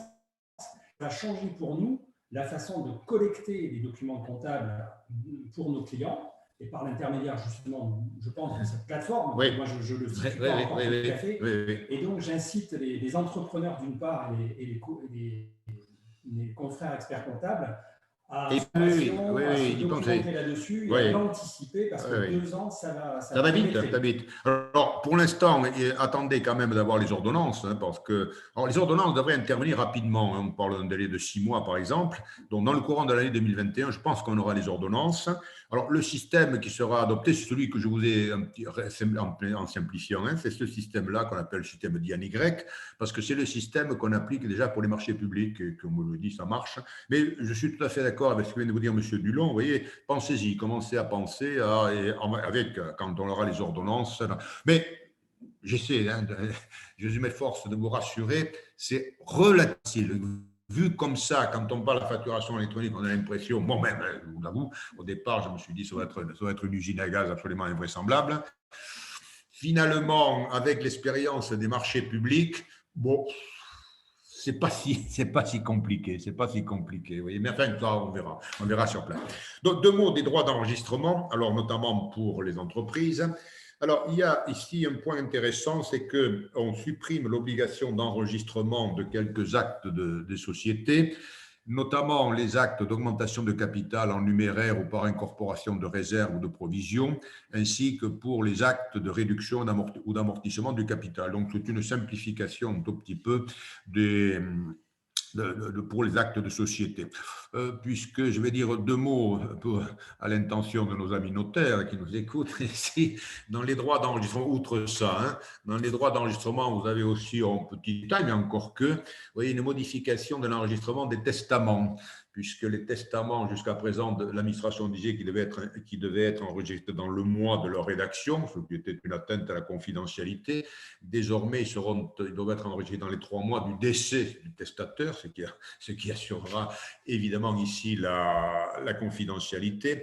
Autre petite chose pour les notaires, mais pas seulement, on pourra obtenir la formalité sur les copies d'actes sous seing privé avec signature électronique. Vous voyez, c'est une évolution. Alors, sauf quand même pour les promesses unilatérales de vente d'immeubles, de droits immobiliers, de fonds de commerce. Mais enfin, pour les autres, il y a cette petite évolution technique, bien sûr, qui était à signaler. Je voudrais maintenant, pour continuer, pour bientôt terminer, aborder la question des impôts sur la production, en fait, les impôts locaux. Mais le terme qui est utilisé, vous l'avez sans doute entendu, Bruno Le Maire, le ministre, en a beaucoup parlé, la question des impôts de la production. Là, je vise l'avenir. Là, nous visons le cas, il n'y a plus la Covid. Là, il faut repartir, il faut investir. Allez, faisons là. Les impôts sur la production. Qu'est-ce que c'est que les impôts sur la production? Ce sont des impôts, il y en a beaucoup en France, ce sont des impôts qui sont calculés indépendamment du montant du bénéfice. Vous voyez? Et donc ça, pour les entreprises, c'est quelque chose qui est souvent mal compris. Et je pense que c'est mal compris. Comment voulez-vous faire admettre qu'on puisse payer des impôts alors qu'on n'a pas de bénéfice? Voyez? Et donc, il se trouve que nous en avons beaucoup en France de ce genre-là. Et donc, je citais Bruno Le Maire à l'instant, il n'y a pas que lui, mais lui et d'autres pour qu'on les limite, voire les supprimer. Parce que c'est une atteinte quand même à la compétitivité des entreprises françaises. Si on se compare avec nos voisins, alors évidemment, nos voisins, vous imaginez immédiatement qu'on va se comparer avec l'Allemagne. Eh bien, les impôts sur la production en Allemagne par rapport à la France, c'est à peu près la moitié, vous voyez. Et donc, c'est vrai que là, ça pèse ici sur nos entreprises. Alors, ce qu'on fait cette année en loi de finances, c'est de commencer à limiter certains impôts sur la production, pas tous. Alors, ce qu'on fait, ça concerne des impôts locaux essentiellement. Et donc, il y a ici d'abord la CVAE, la cotisation sur la valeur ajoutée des entreprises. Et cette cotisation-là est réduite tout simplement de moitié. Voilà. C'est-à-dire que les entreprises paieront la moitié de ce qu'elles auraient payé jusqu'à présent. Alors, c'est-à-dire que le taux de la CVAE, qui était de 1,5%, passe à 0,75%. Bon, je vous rappelle simplement le mécanisme rentre dans le champ d'application de la CVAE les entreprises dont le chiffre d'affaires dépasse 152 500 €, mais il y a des dégrèvements qui sont prévus, n'est-ce pas? Entre 150 500 € et 500 000 de chiffre d'affaires, le dégrèvement est total, dont l'entreprise ne paie rien. Entre 500 000 et 50 millions, il y a un dégrèvement partiel, c'est-à-dire le dégrèvement baisse au fur et à mesure que le chiffre d'affaires augmente, bien entendu. Donc, il y a quelque chose de particulier. Voyez-vous, par exemple, quand on dit « je suis dans le champ d'application, mais j'ai un dégrèvement total », vous pouvez dire « mais c'est une absurdité totale ». Oui, il y a une explication. C'est que les collectivités locales encaissent la CVAE qu'aurait dû payer l'entreprise. Et l'entreprise ne la paie pas. Oui. C'est miraculeux, c'est un miracle. Mais comme je suis de Lourdes, vous comprenez bien que moi, je ne peux que comprendre les miracles. Non, il n'y a pas de miracle, on est bien. L'entreprise ne paie pas, la collectivité encaisse. Ouais, bah, qui paie? Il y a quelqu'un qui paie, bien sûr. L'État, et l'État, c'est nous, vous savez, pareil. Donc, c'est ceci. Là, pour la CVAE, c'est une réduction de moitié. Incontestablement, bien sûr. Donc, c'est une baisse, bien sûr, des charges pour ces entreprises, naturellement. Conséquence de cela, deux conséquences. Première conséquence pour le financement des collectivités locales, n'est-ce pas? Jusqu'à présent, 50% du produit de la CVAE était encaissé par les régions. Puisqu'on supprime 50% de la CVAE, on supprime la dotation aux régions. Donc les régions n'encaisseront plus la CVAE. Ça sera remplacé, bien sûr, par une dotation qui est prélevée sur le produit de la TVA. Et donc la CVAE sera encaissée par qui? Elle sera encaissée par les communes, le bloc communal, pour un montant de 53% du produit, le produit total 53% pour les communes et 47% pour les départements. Ça, c'est la première chose. Deuxième chose, et je voudrais ici le souligner, n'est-ce pas, et en m'adressant très amicalement à M. Brunet, ici bien d'autres aussi, n'est-ce pas, on a préservé les ressources des chambres de commerce sur ce point, puisque comme je vous l'ai dit, on réduit le taux de la CVAE de moitié, mais le taux de la taxe additionnelle qui va aux chambres de commerce est, lui, doublé, n'est-ce pas, pour compenser ça, c'est-à-dire le taux de 1,73 passe à 3,46. Voilà, je voulais signaler ici. Donc, c'est une baisse. Alors, cette baisse de la CVAE s'accompagne d'une autre mesure qui va dans le même sens, bien sûr, c'est que, vous savez, la CET, c'est-à-dire la contribution économique territoriale. Alors, contribution économique territoriale, c'est la somme de la cotisation sur la valeur ajoutée et de la CFE, de la cotisation foncière des entreprises. La somme des deux, qui est une contribution économique territoriale. Cette contribution économique territoriale, cette somme, jusqu'à présent, était plafonnée à 3% de la valeur ajoutée de l'entreprise.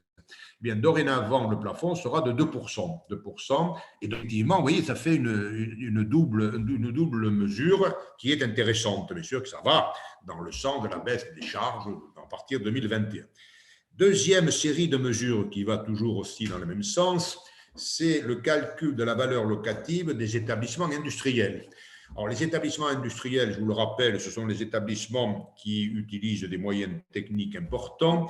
Alors, pour ces établissements, la valeur locative est calculée à partir d'une méthode comptable et non pas à partir des méthodes traditionnelles de valeur locative. La méthode comptable, ça consiste, je vous le rappelle, on part du prix de revient du bien, on le multiplie par un taux et puis après, on applique un abattement.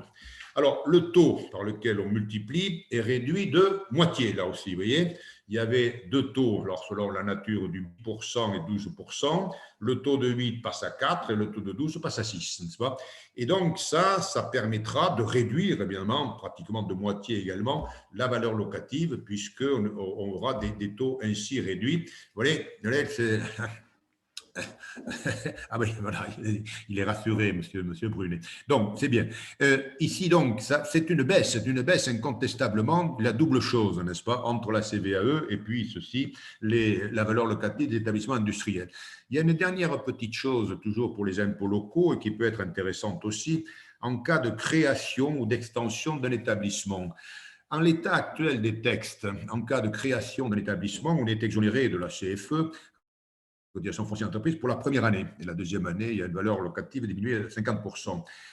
Là, on prévoit une nouvelle nouveauté. Au lieu d'avoir une exonération d'un an, on peut l'avoir sur 3 ans, 2, à une condition quand même, à condition qu'il y ait la délibération des collectivités locales. Il faut que les collectivités locales acceptent ceci. Alors, un petit ici, petit détail, si j'ose dire, il n'y en a pas un. La loi de finances ne prévoit pas de compensation financière pour les collectivités locales sur ce point-là. Oui. Alors, si elles votent, et si donc il y a une exonération de 3 ans là, pour les créations d'établissements, bien sûr que ça fait une baisse des recettes des collectivités locales. Si cette baisse n'est pas compensée, là, évidemment, les collectivités locales risquent d'être un peu réticentes avant de prévoir cette délibération. Donc, une baisse incontestable, ça c'est clair. Ensuite, terminons comme ça, ce qui est présenté aussi comme une baisse, mais qui peut être discuté et discutable, c'est la question des associations agréées, n'est-ce pas? Alors, les associations agréées, vous savez, les centres ou associations, ou les organismes agréés d'une manière générale, centres ou associations, le système, comme vous le savez, bien entendu, les non-adhérents, le cas échéant, voient leur base imposable multiplié par un coefficient, le coefficient de 1,25, ce qui est donc évidemment une incitation à adhérer, puisque si on n'adhère pas, on a cette multiplication. Et donc là, ce coefficient de 1,25 va être supprimé sur une période de 3 ans. Là, il est supprimé pour différentes raisons. Alors, ce n'est pas qu'il soit contraire à la Constitution, puisqu'il y en avait une décision du Conseil constitutionnel de 2010 déjà, vous voyez, qui avait prévu que le 1,25 était conforme à la Constitution. En réalité, il semblerait, d'après ce qu'on m'a dit au ministère, qu'ils craignaient un recours devant les tribunaux européens. Ils estimaient que peut-être ce n'était pas conforme au droit européen. Enfin bref. J'aimerais sur 3 ans, c'est-à-dire que ça va baisser pour 2020, le 1,25 passe à 1,2, après 1,15, après 1,1, et en 2023, il n'y aura plus rien. Donc à partir de 2023, il n'y aura plus de ce coefficient. Alors ça, c'est présenté comme une baisse, vous voyez, c'est pour ça que j'en parle avec le cas de la CVE. Ils disent, voilà, les baisses de charges fiscales, et entre autres, il y a cela. Bon, inutile d'y épiloguer, puisque vous connaissez ça parfaitement.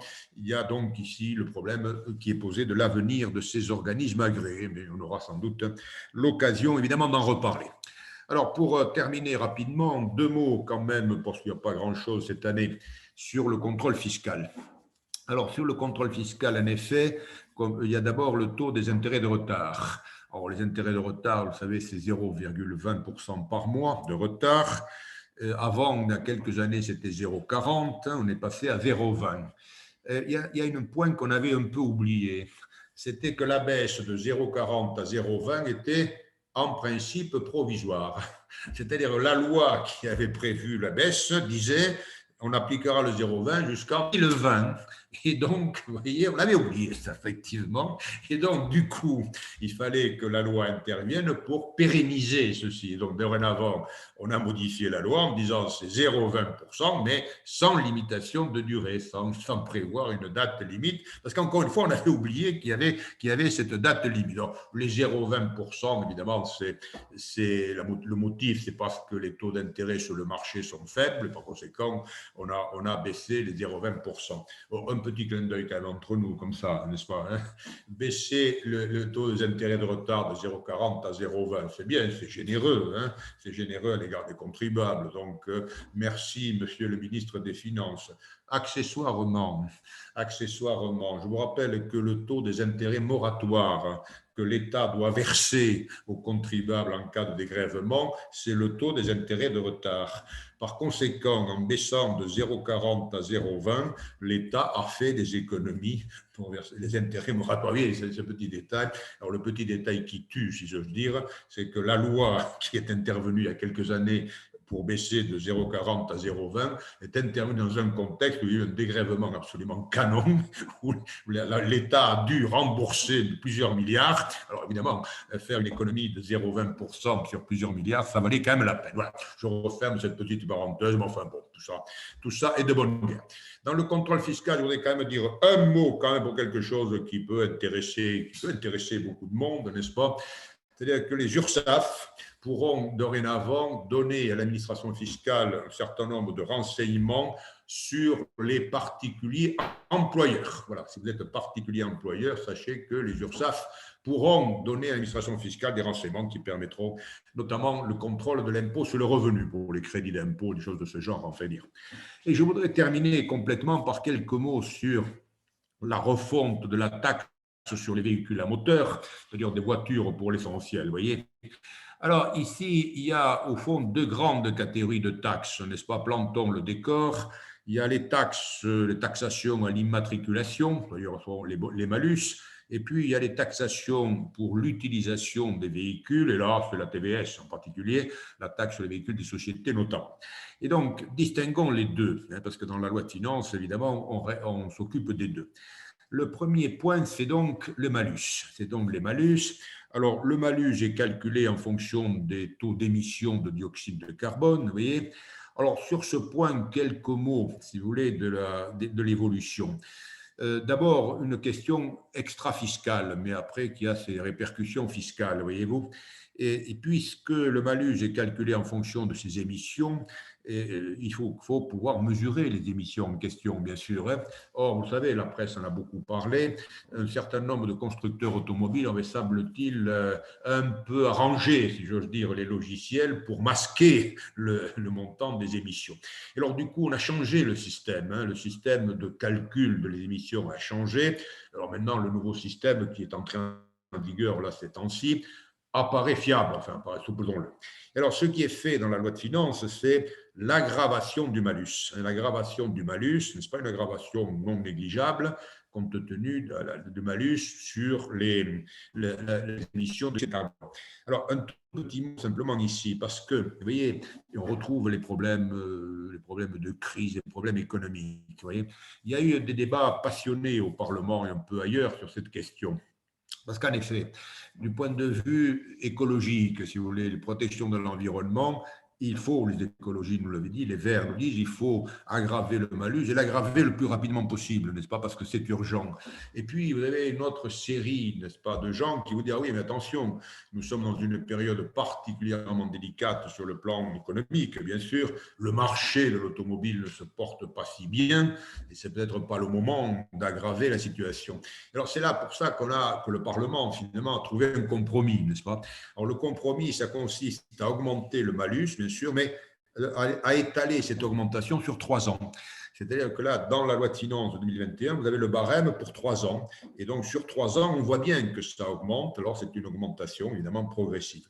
Donc, il y a donc cette aggravation du malus sur les émissions de dioxyde de carbone. Puis, il y a une nouveauté toujours pour les malus. On crée un nouveau malus en fonction, là, non plus de les émissions de dioxyde de carbone, mais en fonction du poids de la voiture. C'est-à-dire, il y aura un malus pour les voitures qui ont un poids supérieur à 1800 kg, n'est-ce pas? Donc, vous regarderez si votre voiture l'est fait ou pas. Et donc, le malus, c'est un malus, il y aura un barème qui s'appliquera à partir de 2022 et qui donc, il y aura une taxation par kilogramme au-dessus des 1800 kilos. Alors, évidemment, vous avez compris que là, c'est fait pour taxer les gros SUV, par exemple, les gros 4x4, les grosses choses comme ça, vous voyez. Alors, ça s'appliquera à partir de 2022 et ça se cumulera avec l'autre malus, le malus sur les émissions de dioxyde de carbone, ça se cumulera. Alors simplement, la loi prévoit quand même un plafond pour le cumul, mais un plafond, vous allez voir, relativement élevé, puisqu'en 2022, le plafond, c'est 40 000 quand même, 40 000 euros, et après, ce sera 50 euros quand même, ça fait quand même cher. Alors donc, il y aura ce nouveau malus en 2022, à profondeur du poids, mais il y aura quand même quelques situations particulières. Alors, il y aura des exonérations pour les véhicules qui fonctionnent, vous savez, au carburant propre. Et puis, il y aura des régimes un peu particuliers dans certains cas. En certains cas, ben, par exemple, pour les familles nombreuses. Et oui, parce que si vous avez une famille nombreuse, vous êtes obligé d'avoir une grosse voiture, ça c'est clair, qui peut faire plus de 1800 kilos. Et alors, dans ce cas, il y aura des abattements qui seront prévus. Alors, l'abattement qui est prévu dans la loi, c'est bien c'est surréaliste. Vous voyez, on vous dit vous aurez un abattement de 200 kilos par enfant. Ouais, c'est pas mal ça quand même. Ça ne veut pas dire que l'enfant doit faire 200 kilos, mais comme le malus est calculé au-dessus des 1800, si vous avez un abattement de 200, oui, ça vous fait une économie. Alors, vous avez aussi un cas qui est intéressant aussi pour les entreprises qui ont des véhicules importants, qui font plus de 1800 kilos, par exemple, pour transporter les salariés dans les chantiers. Alors, dans ce cas aussi, il y aura des abattements de 400 kilos, en principe. Donc, oui, mais ça sera quelque chose de relativement lourd. Et alors, à cet égard, d'ailleurs, j'ajouterai une toute petite précision, c'est que le Conseil constitutionnel, qui a été saisi sur la question, a déclaré que c'était conforme à la Constitution, qu'effectivement, c'était conforme à l'objectif de limitation de la pollution, etc., etc. Donc ça, c'est pour l'immatriculation, c'est les malus. Et puis, il y a donc la taxation pour l'utilisation du véhicule, c'est-à-dire il y a la TBS en particulier. Alors, ici, pour 2021, bon, grosso modo, on ne change rien, n'est-ce pas? 2021, vous verrez que la TBS sera, taxe sur les véhicules société, sera appliquée à peu près dans les mêmes conditions que précédemment. Les changements interviendront à partir de 2022.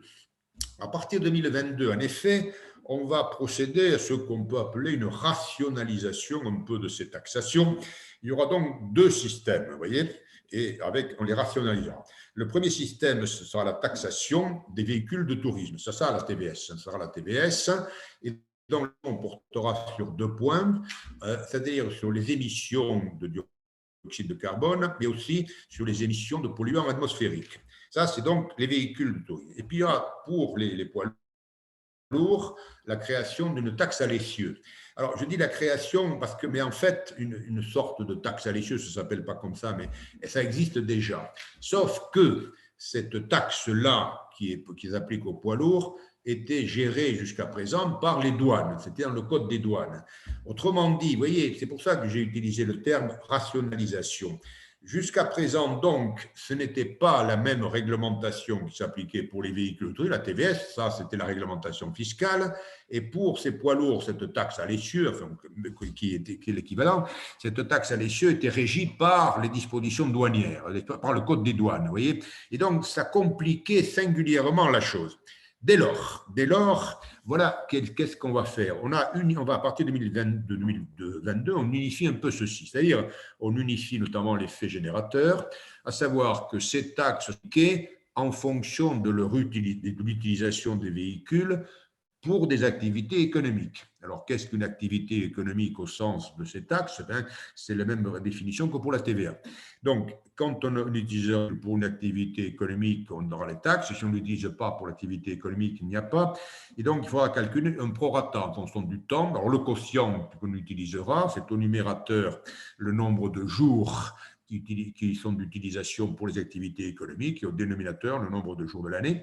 Alors, il y aura des éléments, des calculs, on pourra faire des calculs forfaitaires par trimestre, mais vous voyez, le principe, ce sera celui-là. Ensuite, donc, une rationalisation des faits générateurs et du calcul de la liquidation. Ensuite, rationalisation également de la liquidation et des déclarations.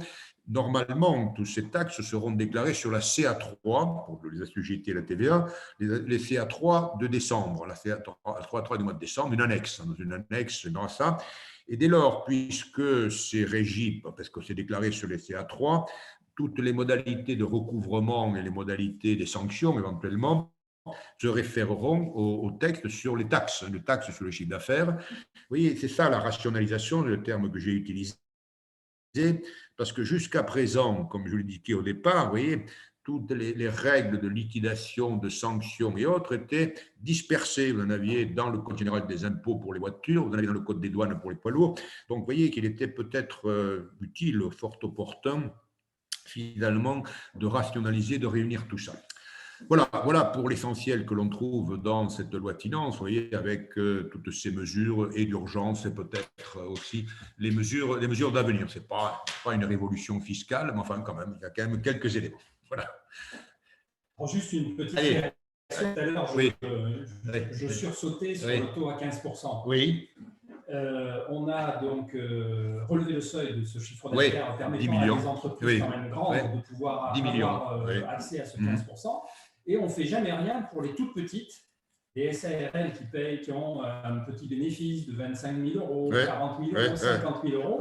Elles, depuis la même date, de 2000, je vous l'ai rappelé tout à l'heure, elles payent toujours sur 38 120 voilà, c'est ça. euros, c'est voilà. 250 000 voilà, francs. C'est-à-dire pas grand-chose. Ce seuil n'a pas été relevé. Voilà, alors ça, est-ce qu'à votre connaissance, puisqu'on demande souvent aux experts comptables des propositions, j'ai fait cette proposition de remonter de 38 120 à 58, je crois que j'ai dit 100 000. Moi, oui.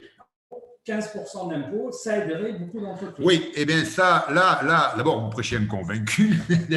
Et alors, c'est intéressant, la question est particulièrement pertinente aujourd'hui, parce que dans les débats parlementaires, n'est-ce pas, évidemment, on l'a évoqué ça, et c'est le Sénat qui avait voté ça. Le Sénat avait voté la revalorisation en disant, et je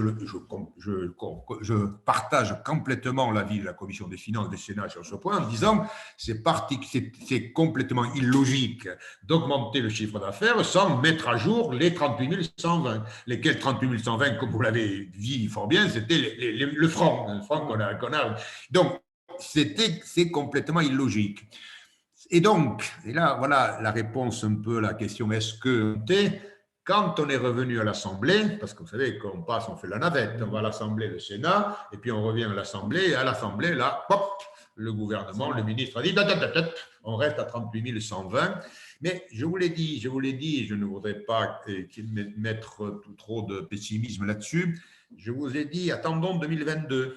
Parce qu'il y a beaucoup de gens au ministère des Finances et dans d'autres cercles financiers, le Cour des comptes notamment, qui prétendent de plus en plus qu'avec un taux de droit commun de l'IS de 25%, le 15% ne se justifie plus. C'est très discutable, je le discute beaucoup. Oui, parce que ça reviendrait à faire payer à toutes les entreprises pour faire payer plus. Voilà. D'autant que, allez, terminons sur cette vision fort optimiste des choses. En réalité, l'IS, ça, ce n'est pas un scoop que je vais vous donner. L'IS, c'est la base multipliée par le taux. Et donc, si la base baisse, et même avec un taux normal, vous avez un IS qui baisse aussi. Or, pour faire baisser la base de l'IS, il y a des crédits d'impôt, il y a des ceci, il y a des cela. Mais une bonne partie de ces dispositions, de ces dispositifs ne s'appliquent que dans les grosses entreprises. Bien sûr. C'est-à-dire que nous sommes ici dans une situation pour le moins paradoxale. C'est qu'en France, le taux réel, je ne parle pas du taux facial, du taux qui vient là, le taux réel de l'impôt est inférieur dans les grosses entreprises par rapport à la petite PME. Là, M. Dulon parlait de la petite CARL. Celui-là, la petite CARL, lui, les crédits d'impôt, il paie plein pot. Par exemple, à titre comme ça, vous voyez, je disais une petite SARL de Toulouse, vous savez, on a fait un crédit d'impôt si vous organisez une garderie pour les enfants de vos employés. Comment voulez-vous que je fasse une garderie? Évidemment, on a fait ce crédit d'impôt, alors on peut le dire maintenant, ça fait longtemps que c'est fait, on l'a fait pour Vivendi. Voilà, Vivendi a dit un jour, il nous faudrait une garderie, on va faire une garderie pour les enfants des salariés. Parfait, très bien. Imaginez alors ils ont un crédit d'impôt. Vous imaginez que la petite SARL, oui, c'est le genre de choses comme ça. Et donc, en fait, le 15% permet un peu de limiter cette casse-là. Parce que pour les grosses entreprises, vous savez, les grosses sociétés, par exemple celle du CAC 40, hein, on est grosso modo que le taux réel, je parle bien du taux réel, tourne autour de 8 à 10% par rapport au bénéfice initial. Bon, donc à suivre. À suivre. Merci beaucoup, professeur Planier. Je voudrais remercier également, bien sûr, tous les participants, entrepreneurs, notaires, avocats et experts comptables, mais remercier particulièrement la Chambre de commerce, Vivien Laconne et François-Xavier Brunet, qui nous ont permis d'organiser cette session à distance. C'est grâce à vos moyens, on voit que la Chambre de commerce est proche des entreprises et c'est grâce à ces moyens qu'on a pu le faire. On n'aurait pas pu le faire tout seul. Donc, faute d'être accueillis physiquement, on a été sur Zoom ou sur Internet. Et donc, merci à vous pour cette contribution vraiment efficace et déterminante. Avec plaisir et merci au professeur Planier pour le brio et la clarté de son exposé. Merci à tous les participants d'avoir participé à cette conférence. On n'a hélas pas la possibilité de trinquer. Nous allons trinquer à la maison. Allez, on va rentrer à la maison. Nous allons trinquer comme ça, virtuellement. Et donc, à l'année prochaine, hein, on va faire, comme on le disait tout à l'heure, on fait un raout formidable. Hein. Je vous promets, le premier verre que je boirai à rentrer à la maison vous sera particulièrement dédicacé. Voilà, allez, bien, c'est parfait. Eh bien, merci à tous. Bonsoir. Bonne année et attention, voilà. Attention au couvre-feu, hein, c'est 8 heures. Hein. Et merci à vous. Merci à vous, professeur. Merci, à bientôt. Au revoir. Au revoir.